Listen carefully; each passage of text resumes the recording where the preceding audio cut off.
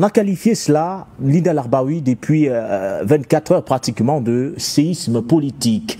On essaie de comprendre ce qui s'est réellement passé à ces élections européennes avec notamment la défaite, ou du moins la débâcle du parti présidentiel de ce côté, mais surtout la montée en puissance du Rassemblement national. Alors, qu'est-ce qui pourrait bien expliquer ce contexte politique particulier qui a poussé le président français Emmanuel Macron dès l'annonce des premières tendances, voire des premiers résultats provisoires, à procéder à la dissolution immédiate de l'Assemblée nationale? Ben, tout simplement un mot qui revient souvent en Afrique, mais jamais en Europe, on n'en parle pas, la corruption. Voilà. Tout remonte à il y a quelques années où les Américains ont espionné Angela Merkel. Je ne sais pas si les téléspectateurs ont pris connaissance de ça, et ceux qui ont pris connaissance, je ne sais pas s'ils s'en souviennent, même pour For You Media, je ne sais pas si vous vous souvenez. Donc ce scandale avait tapé fort et les États-Unis ont changé de méthode. Donc ils ont missionné deux États vassaux, Israël et le Maroc. Donc en 2021, ce qui éclabousse le Makhzen marocain, c'était l'affaire Pegasus, l'espionnage de quelques personnalités françaises, européennes, et notamment Macron. Macron a été espionné par le programme Pegasus, géré par Israël, et qui a été acheté par le Maroc. Donc les deux États étaient au courant de ce qui se passait, de ce qui se disait. Et cet épisode a été très important dans la politique de Macron, puisque on a fait pression sur lui et on a fait pression aussi sur quelqu'un d'autre, le Premier ministre espagnol. Par exemple, il a été touché aussi par ce côté d'espionnage. Cette affaire va encore plus loin, puisqu'en 2022, et c'est la Belgique qui fait éclater le dossier de Maroc Gate.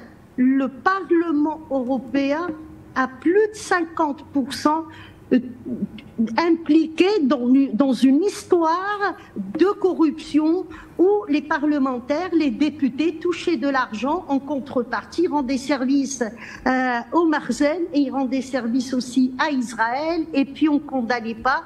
Donc toute cette histoire a joué, même si la presse en Europe n'en a pas fait elle n'en a pas vraiment parlé, mais les gens suivent ces affaires. Donc cette affaire de corruption où nous avons élu des gens et ces gens-là sont corrompus, on parle de sommes phénoménales, de 700 000 euros, de 300 000 euros, c'est très gros pour une seule affaire. Donc pour conserver le Sahara occidental, les Européens étaient contre toute décision qui pouvait impliquer le Maroc dans cette occupation illégale et cette colonisation.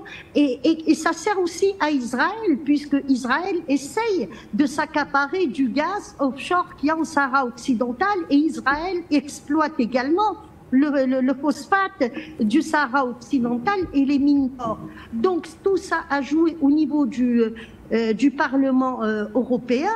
Et puis, il y a les partis d'extrême droite qui ne sont pas impliqués dans des histoires de corruption. C'est comme ça. Les partis de droite, personne ne s'adresse à eux, personne ne leur dit rien. Et ben l'Européen est parti voter, tout comme le Français est parti voter extrême droite.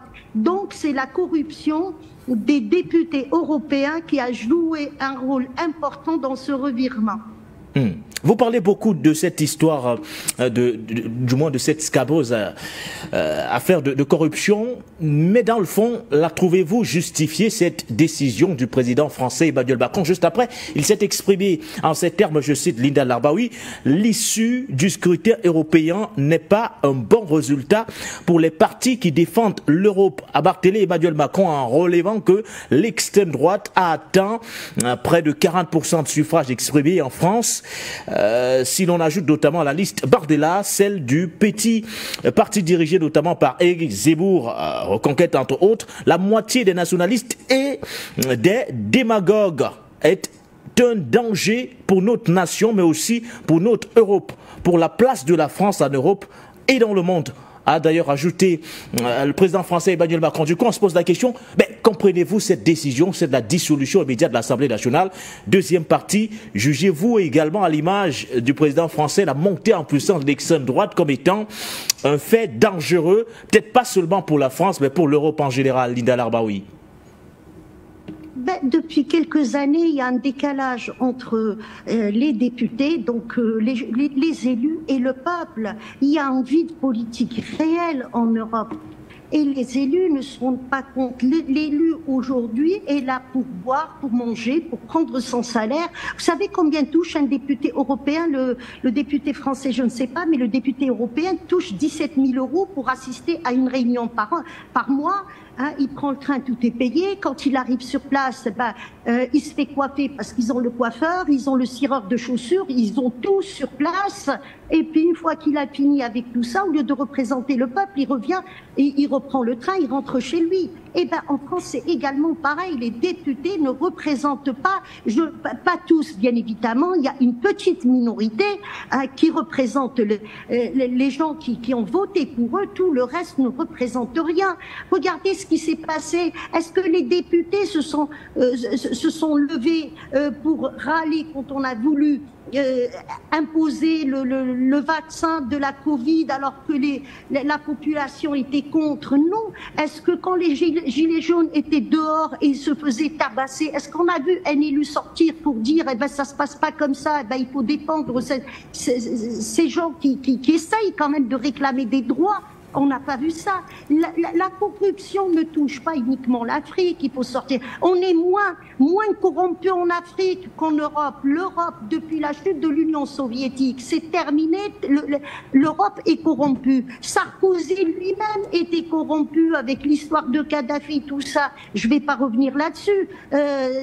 On sait très bien ce qui s'est passé. Les Africains, on a tellement suivi cette affaire, on sait ce que Sarkozy a fait. Sarkozy a été encore plus loin. Quand on voit ce qui s'est passé aussi en Syrie.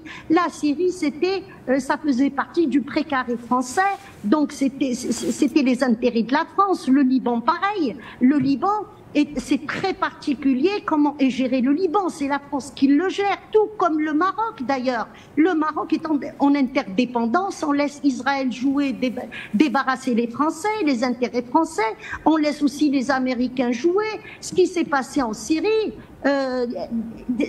la France a perdu la Syrie, donc elle a perdu sa place au Moyen-Orient. La France a fait échouer, quand je dis la France, je parle justement de ses députés, de ses politiciens, tout ça.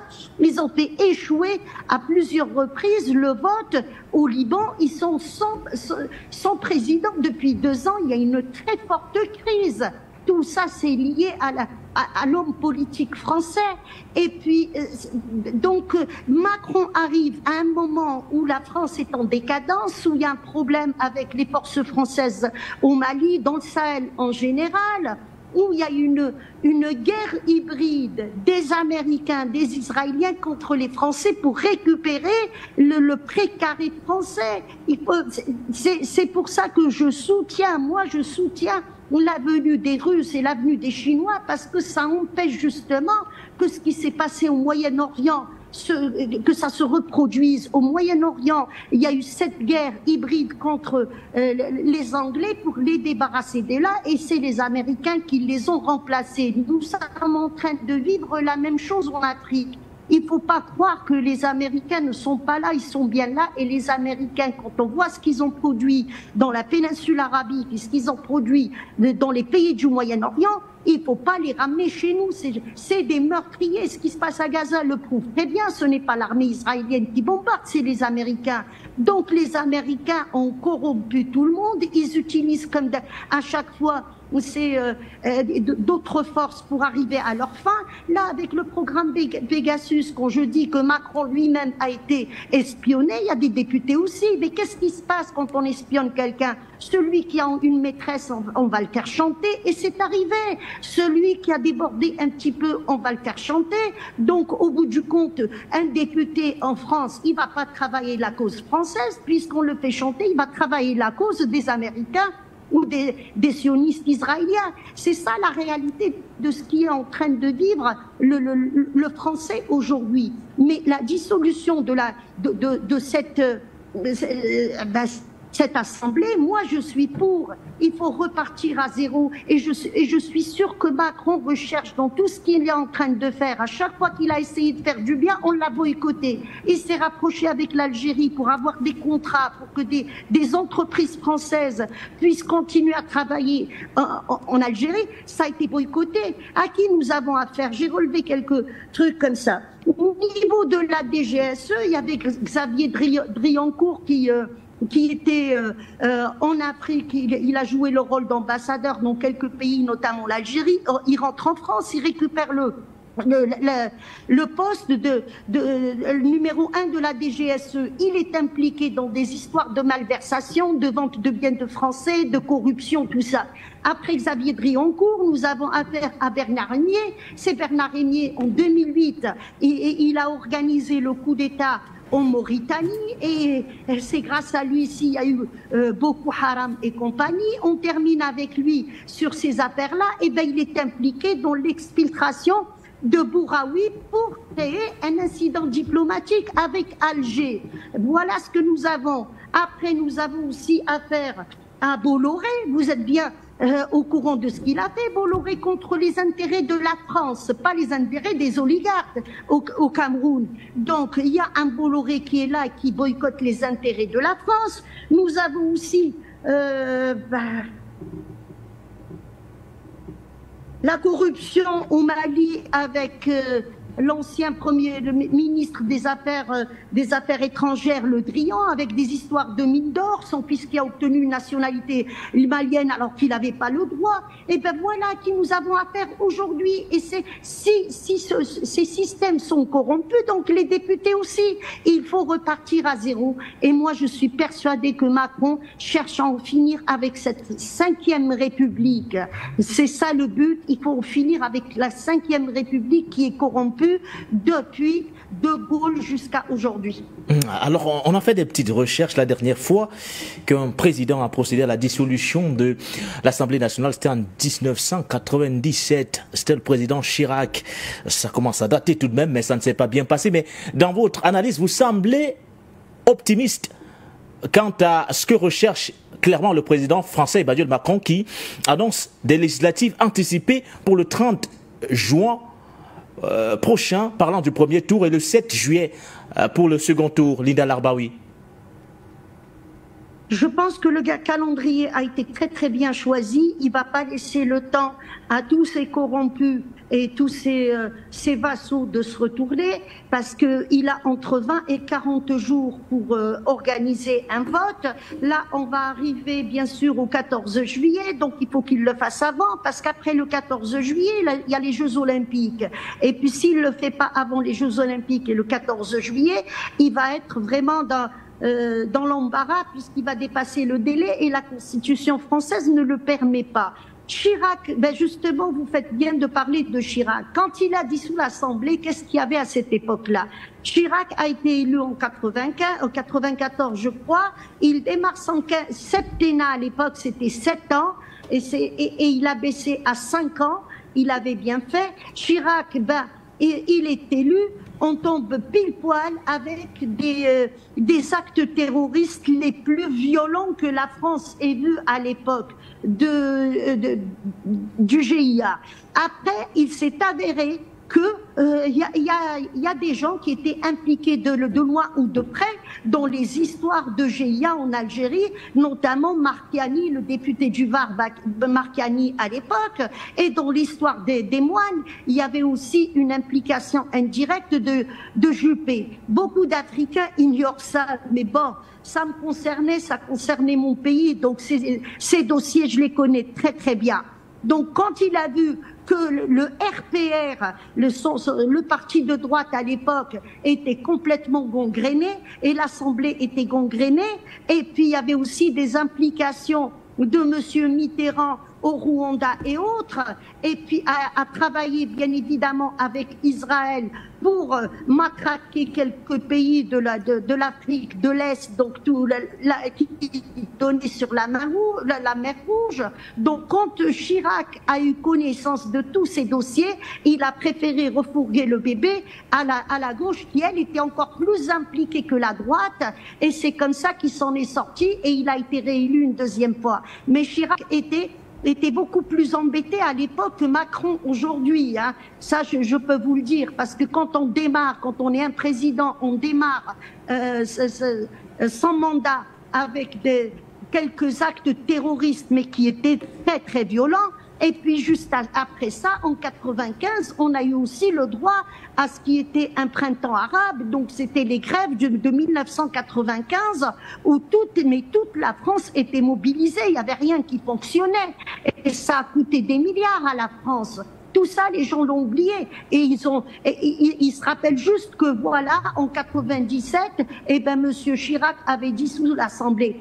Parce qu'elle était plus corrompue que l'Assemblée d'aujourd'hui. Voilà tout. Voilà.